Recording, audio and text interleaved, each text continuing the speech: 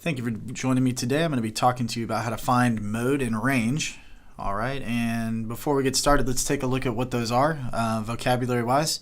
First of all, the mode. When you're given a set of data, the mode is simply the number that shows up most often or the most frequently. The range in a set of data is always going to be the difference in the largest number and the smallest number. So you have to define what those are first and then subtract. So let's take a look at a couple of quick examples here. The following set of data represents the test scores in a math class. What is the mode of the data set? So what you need to do, of course, first is figure out, since you're finding mode, remember what that is. That's the value that shows up the most. You have 88 here and you have 88 here. Now, just because you have one mode does not mean that you can't have a second mode. There are data sets that we consider to be bimodal, which means there are two modes. There can be multiple modes, so there can be 3 or 4.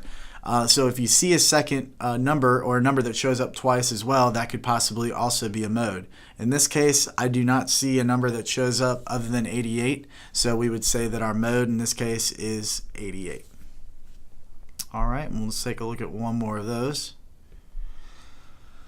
All right, this time the following data represents the ages of people surveyed at the mall. What is the mode in the data set? So again, just kind of take a look and match up the numbers. Do we see another 28? No. A number 32? Yes. All right, do we see a 56? No. Do we see a 52? Yes. Do we see 18, 12, and 21? No. So actually this set would be considered bimodal. So when they ask you what the mode is, you would say both 32 and 52. If you leave one of those out, then you would be wrong. You need both of them. All right, as far as range is concerned, again, range is identifying the largest number in a data set and the smallest number in a data set, and then finding the difference, which means subtraction.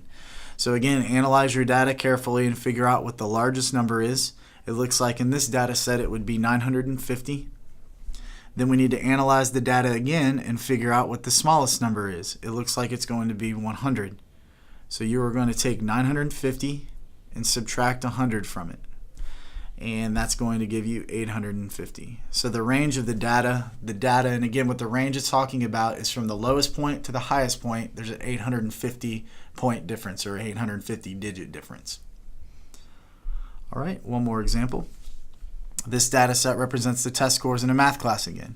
So what is the range of the data set? So again, find the largest score. In this case, it's going to be 100. And the lowest score. In this case, it looks like a 67. So what we would need to do, again, is figure out the difference, subtract. So 100 minus 67. Got to do a little borrowing here.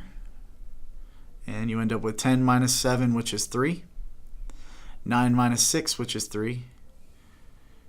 And you see that there is a 33-point discrepancy or difference between the highest score and the lowest score. Then the teacher can take that information to determine whether there needs to be a curve or something to that effect.